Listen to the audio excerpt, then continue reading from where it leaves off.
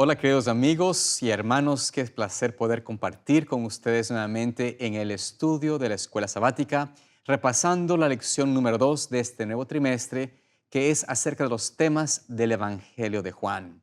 Y tenemos en este día, en este momento, el estudio del segundo capítulo, que es señales de divinidad. Es decir, vamos a estudiar las señales acerca de la divinidad que se encuentran en el libro de Juan, específicamente en los capítulos 5 y 6 de Juan. Pero bueno, vamos a comenzar primero también presentando al pastor Miranda. Pastor, nuevamente un placer estar contigo aquí y gracias por venir a compartir este tema conmigo. Amén. Estoy muy emocionado con el Evangelio de Juan. Como lo mencioné anteriormente, es mi evangelio favorito. Así que, bueno, estoy ansioso por comenzar el estudio. Perfecto, pastor. Así que vamos a hacer una oración. Te invito a que nos dirijas en oración. Oremos, querido Dios y Padre bueno, me maravillo en estudiar este Evangelio, el Evangelio de Juan. Gracias por haber inspirado a Juan para que escribiera este maravilloso Evangelio.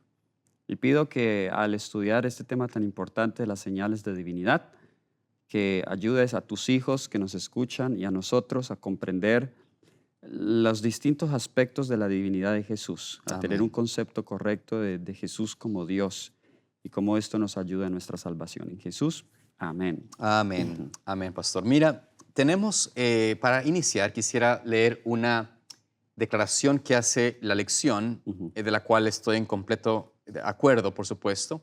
Y dice lo siguiente, esta se encuentra en el primer párrafo de la lección el día sábado.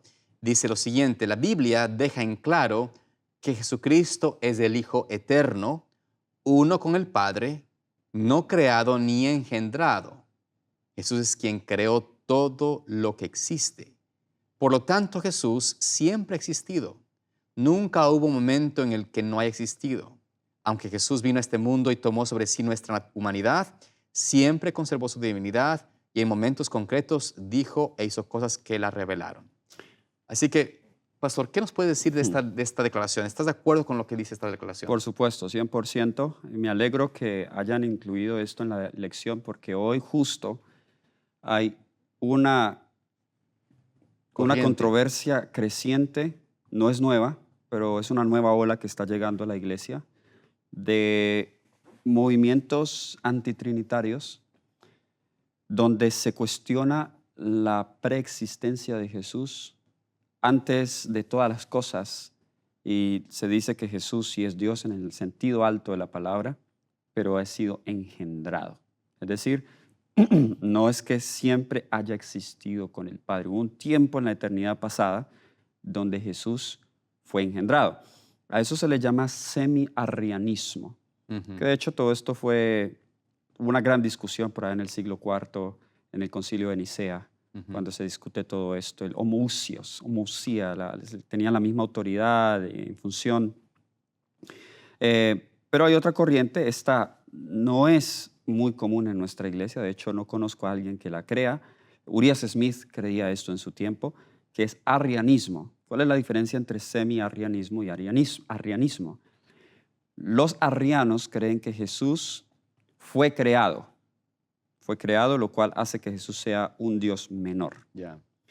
Los semi-arrianos no ven a Jesús como un Dios menor, ven a Jesús como un Dios igual al Padre, en el alto sentido de la palabra, así como su hija es un humano 100% igual que usted, Claro. ¿sí? Pero nació y fue engendrada por usted, fue el Padre. Entonces, esa es la diferencia. La otra diferencia es que mientras que unos dicen que fue creado, así como Dios creó a los ángeles, los otros dicen Jesús fue engendrado por el Padre, salió de sí mismo, salió del Padre, viene del seno del Padre. Interpretan ese texto como que Jesús sale de Jesús como la misma sustancia. Entonces, claro, estas posiciones tienen implicaciones mucho en la cristología, tienen implicaciones también en la soteriología, que es la ciencia de la salvación, en la escatología, muchas doctrinas de la iglesia. Creo que aunque no tenemos las respuestas en detalle de la naturaleza de Dios, pero la Biblia es claro, como dice esta cita aquí, que Jesús es el eterno Hijo de Dios, que no hubo un punto en la existencia en el cual Él no existía. Y eso, pastor, está muy definido, o sea, en el libro de Juan, por supuesto, en el mismo versículo que inicia Juan, ¿no es cierto? Dice allí, en el principio, o sea, en el inicio si existe un inicio, por decirlo así, era el verbo, y el verbo, o sea, Jesucristo, era con Dios y el verbo era Dios. Es decir, este era en el principio con Dios, es decir, no existe un inicio.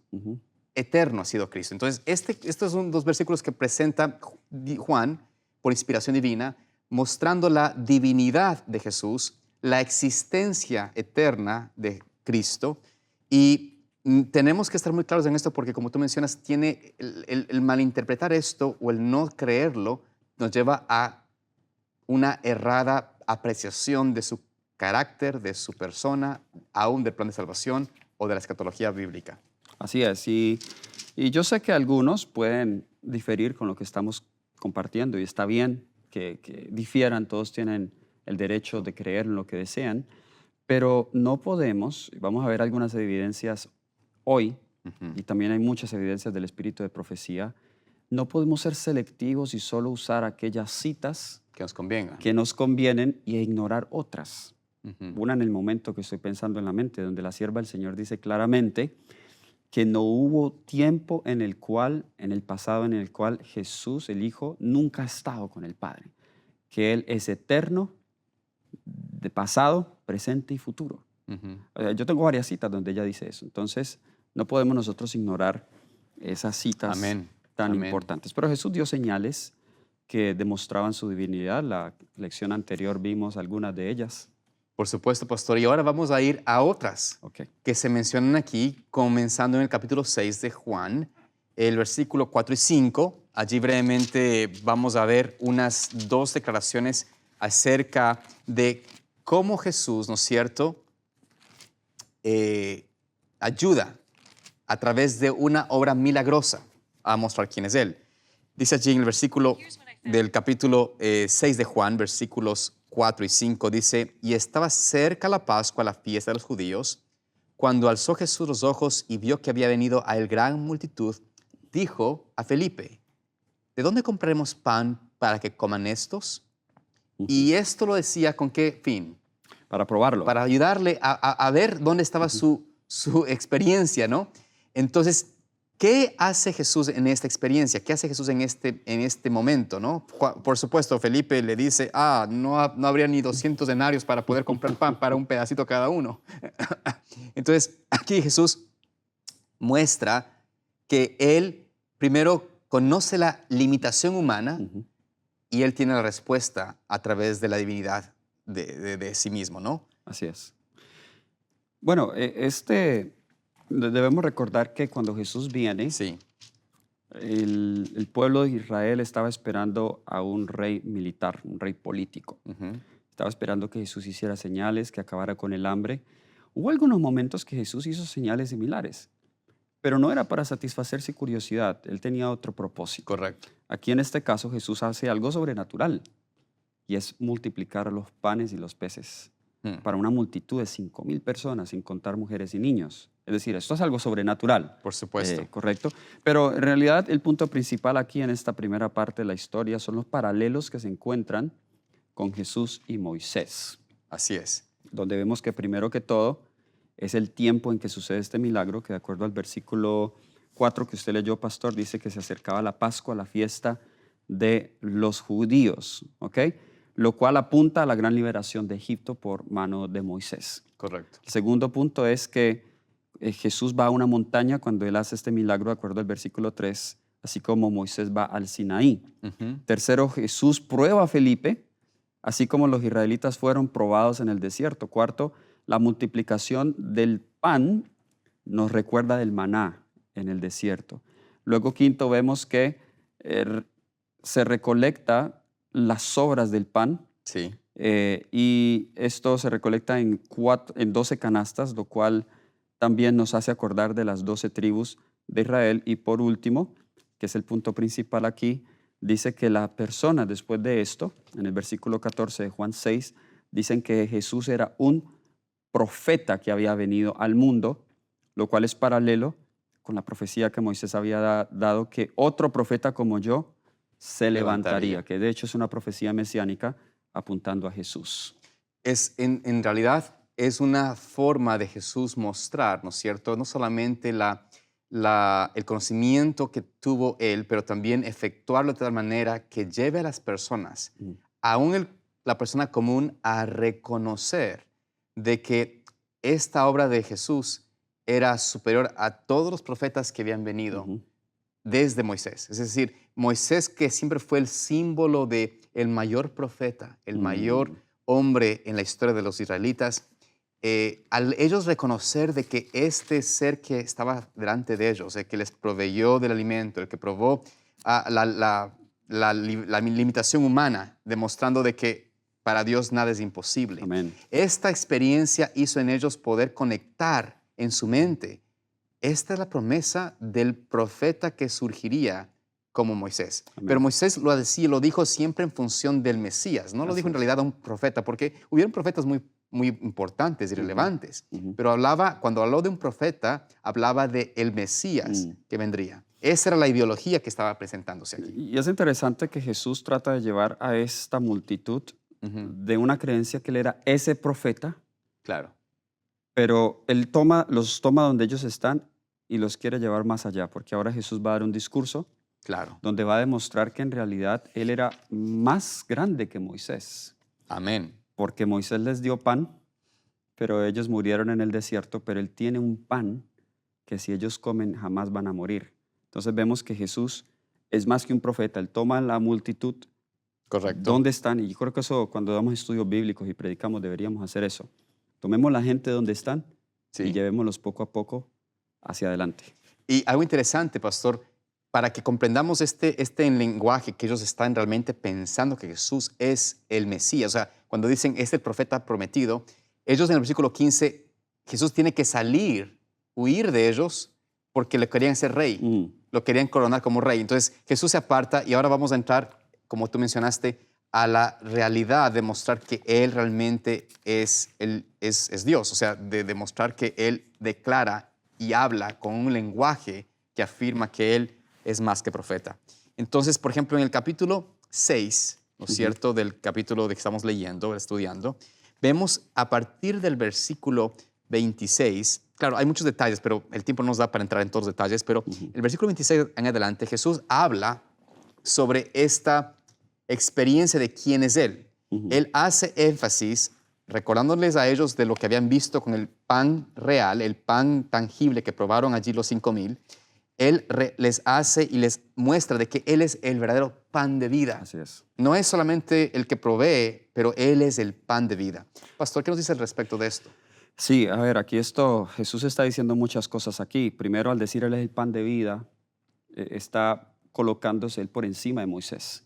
Ujú, Moisés dio maná, pero ese maná no era de vida. Él es el correcto. pan de vida. Pero la expresión yo soy es una expresión muy común en Juan. Ujú, Al menos unas 7 veces en Juan, él menciona que Jesús es yo soy.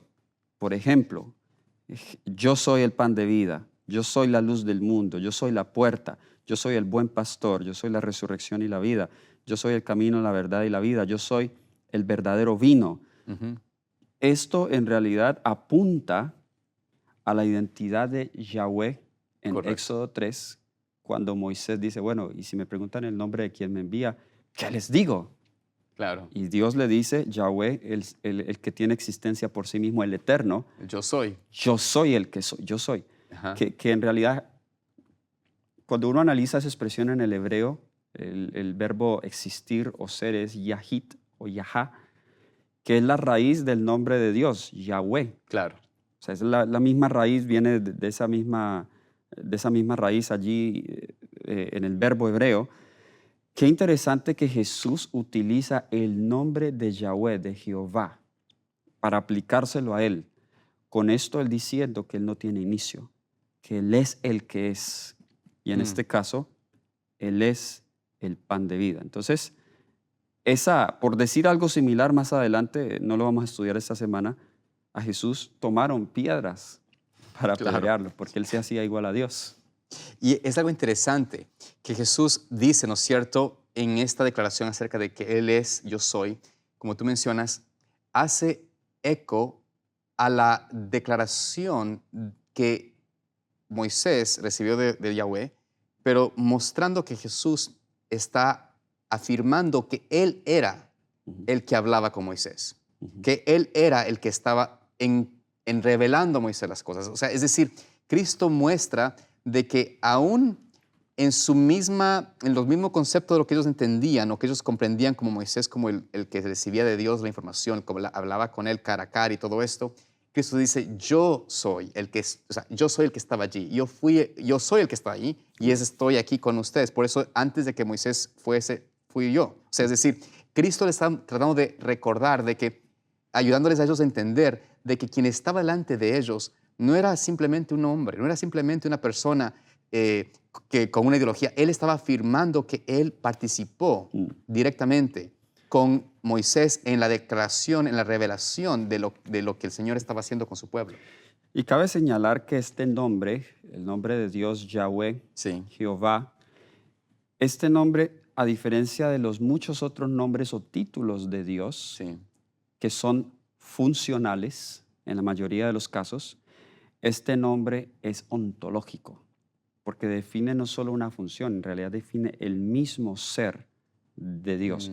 Entonces, cuando a Jesús se le llama en la Biblia el primogénito, el unigénito engendrado, eso es una descripción funcional, que no tenemos ahora tiempo para explicar a qué función se refiere, pero cuando se dice que Él es el yo soy, la raíz del nombre Yahvé, es una descripción ontológica, es parte del mismo ser. Entonces, el hecho que Jesús se llame a sí mismo, yo soy, si usted dice que Jesús es engendrado, pero Él se llama yo soy, entonces usted tiene que decir lo mismo del Padre, porque el Padre también es yo soy. Correcto.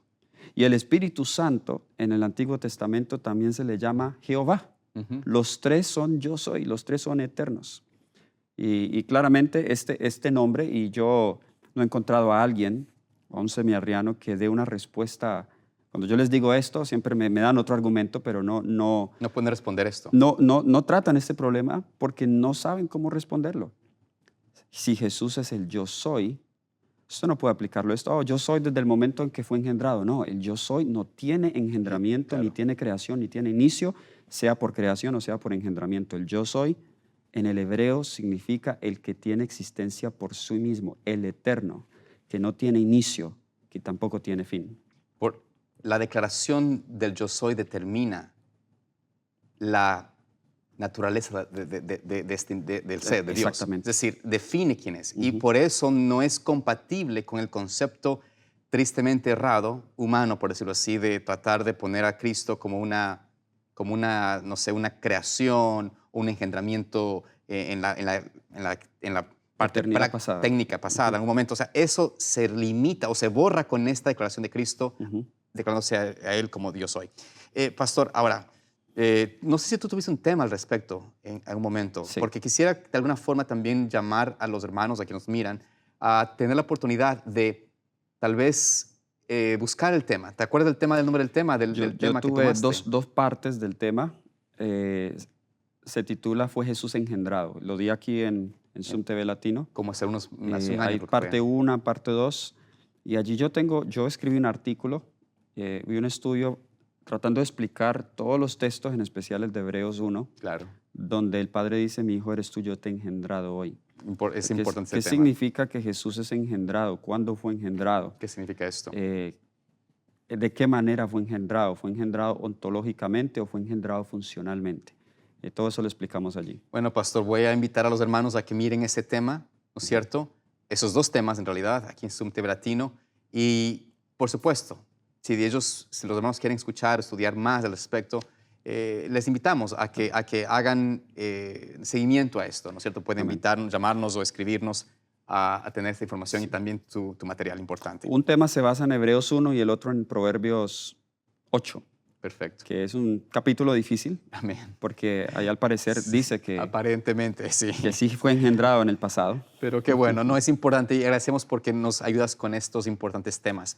Pero bueno, volviendo a la lección, una pequeña cuña publicitaria y nada más, pero volviendo a la lección, menciona aquí que la curación del ciego también muestra su divinidad. Esto se encuentra en el libro de Juan, capítulo 9, del 1 al 16. El tiempo no nos da para leerlo. Invitamos a los hermanos a que por favor lean, estudien la palabra del Señor. Pero vamos simplemente a tocar brevemente lo que pasa con este hombre que nació ciego.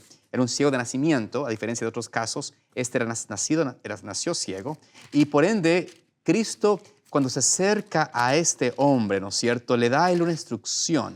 Le da bueno, en realidad, al principio los discípulos le preguntan a Jesús, ¿por qué este hombre nació ciego? ¿Es pecador él o sus padres? Y Jesús les dice a ellos, mira, él nació ciego por un propósito. Así es. ¿Para qué? Para que Dios, sus obras se manifiesten en él.